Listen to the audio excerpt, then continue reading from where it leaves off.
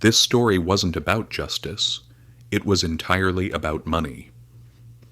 4,000 years ago, long before banks, long before stock markets, before anyone even spoke of something called the economy, a king of that era understood a truth most people still fail to see today.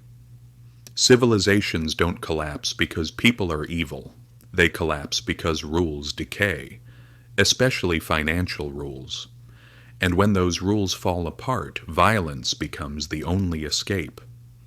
When most people hear the name Hammurabi, they immediately think of an eye for an eye, a harsh, ruthless, merciless idea of justice. It's easy to think that way, but it barely reflects the truth, because when you actually read what's written on that stone tablet, you realize something important. Hammurabi wasn't writing a moral lesson. He was writing a financial guide. Out of nearly 300 laws, most have nothing to do with murder or revenge. They deal with debt, wages, contracts, interest, and responsibility. In other words, the forces that decide who survives and who doesn't once a society begins to grow. Babylon was never an idea. It was a living, working trade hub. Grain moved. Silver moved. Human labor moved. Farmers borrowed money against future harvests. Merchants sent goods to distant lands. Everything relied on trust. But trust alone is never enough.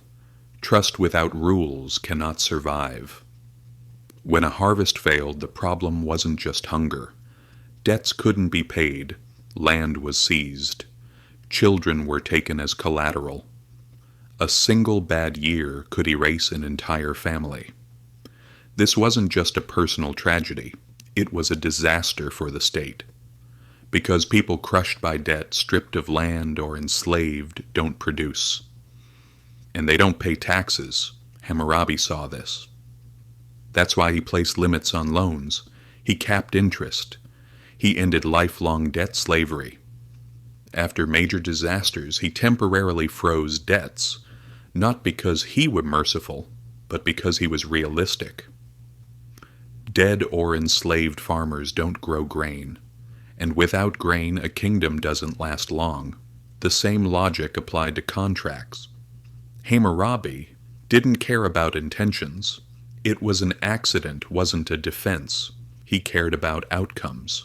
If a builder constructed a house and it collapsed, the responsibility was entirely his. If a merchant lost entrusted goods, the merchant answered for it. The goal wasn't to scare people, it was to remove uncertainty from their lives. Because when people know what will happen in advance, behavior changes. Builders build stronger. Merchants act more carefully. Risk belongs somewhere. It doesn't disappear. What we now call moral hazard, Hammurabi understood without ever naming it. Even wages were fixed in advance.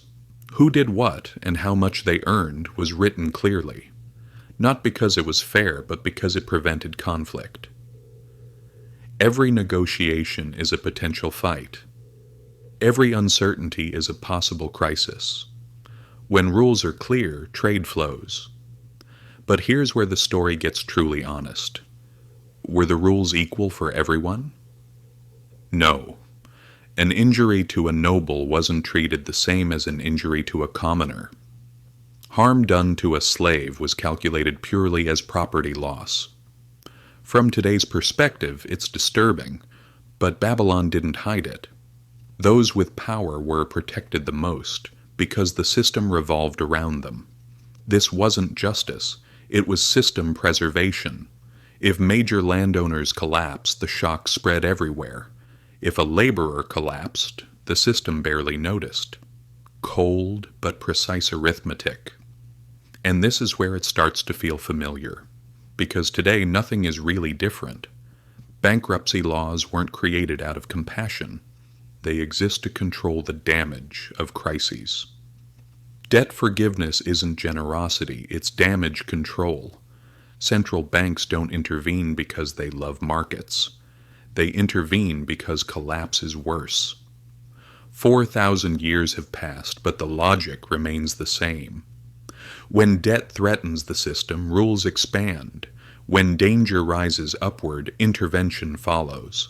When it stays at the bottom, it's often ignored. That's not ideology, it's design.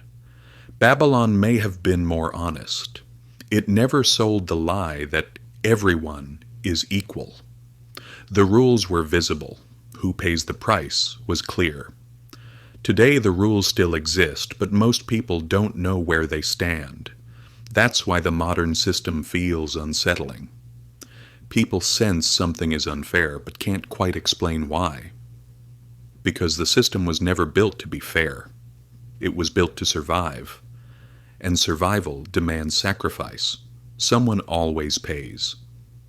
Hammurabi didn't promise freedom. He promised order.